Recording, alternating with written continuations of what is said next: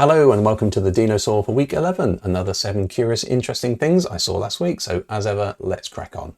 First one is ANYmal, and this is a parkouring robot. This is from ANYbotics, who make robot dogs like this for industrial purposes, so inspecting oil refineries and that sort of thing. So it needs to be pretty nimble to get around those. So this one is showing off their latest parkour skills. They've trained it in a lab using data, and they're now translating it to the real world, and it seems to be doing pretty well.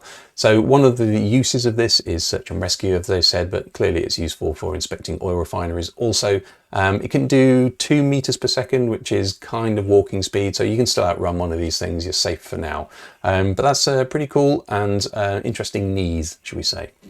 Netflix House, they've been talking about this for a while, lots of stories last October, and it seems they're actually going to go for this. So I went to the King of Prussia Mall website and it's on there, so it looks like it's actually happening. So big experiential area for all your favorite Netflix shows. So if you're into Squid Game or Stranger Things or whatever, then this may be where you go and indulge yourself. So currently planned for Philadelphia. They're planning maybe many of them, so this might just be the first one.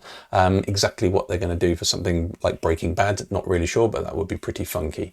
But Netflix getting into the experiential / theme park world. IronLev is interesting. So this funny little white skip that's going along these rails is pretty revolutionary. So this is using magnetic levitation, or Maglev, on normal rails, so normal steel or iron rails. So normally a Maglev train uses 2 sets of magnets, lots of power, and also lots of money to do that as well. There's not that many in the world. There's something like 3 or so. So I thought there were more than that, but there you go. So this is a first public demo of IronLev's experiment to make them go along these tracks. So 70 kilometers an hour apparently it reached. I watched the entire video. I didn't quite see that, so there must be another video somewhere. But yeah, really interesting. It's taken them a long time to get to this point. Not quite sure where it's going from here, but this might be the future of rail travel. So Maglevs on normal rails. This is Plaud. In the olden days, this would have just been called a tape recorder or a dictaphone. However, this is the latest version of it, and it actually solves a problem that not many people realize is you can't actually record telephone calls on your phone.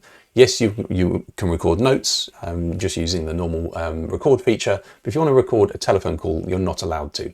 You can sometimes download apps, for instance, depending, but there you go. So this actually solves that by actually having an entirely different device that clips onto the back of your phone, and you can then, at the tap of a button, record a call. It then uses AI. Well, of course it does. Everything does these days. Using GPT-4, it summarizes your call and also takes notes of your call as well. Interesting, there are probably, which is why I put a little asterisk, there might be legal things in your territory. If you are in GDPR land, for instance, then you are allowed to actually record calls without telling somebody, as long as you only use it for personal use and there's a reason to do that. If you then use it for something else, then that's against the law, and you have to then tell them you're doing it and get their permission. So I put an asterisk. There are other laws that will apply to that, but there you go. Kind of interesting. Didn't think that was a thing. Figure 1 or 01 and OpenAI have come together to do this really interesting collaboration demo, which you're seeing right here. So Figure, who make humanoid robots, are now infusing it with OpenAI's goodness, and therefore creating this large language model for robots, so it can understand what you want, it can do the thing you want, and it can reason with you as well, all in real time. So as you can see, person on the right hand side is asking this robot to do things, and it's replying with its voice and saying, yeah, I can do that. And also like, hey, can you put the dishes away? You go, yeah, I can do that. And then you can ask it at the end, how do you think you did? And it says, oh, I think I did really well. The apple, obviously, you know, that's a piece of food, you needed that, and I gave it to you, and I think I did the dishes pretty well as well. So it's quite an interesting interaction. So, you know, if you're being maybe a little bit charitable, you'll say this would be great for maybe care homes of the future, but also it's going to take away probably those low skill jobs, or at least repetitive manual jobs that are difficult for a big robot to do at the moment. So Figure 1 and OpenAI. This is interesting, a patch that you can apply to your skin or your throat specifically, that if you have any sort of damaged vocal cords, this can give you your speech back. So this is about 1 inch wide, as you can see, and it uses a little conductive kind of mesh in there that expands and contracts, and it can turn that expansion and contraction into electrical signals, which it can then turn back into sound. So they've trained it on, let's say, normal speaking people. They've just said, like, just talk away, and we know the muscle reactions and therefore what you are saying. And therefore, as long as we know the muscle reactions, we can then predict using AI, again, of course, what you are saying with 95% accuracy. So anybody who's had maybe a laryngectomy or has had had an accident or something like that can now have their speech back. So interesting paper.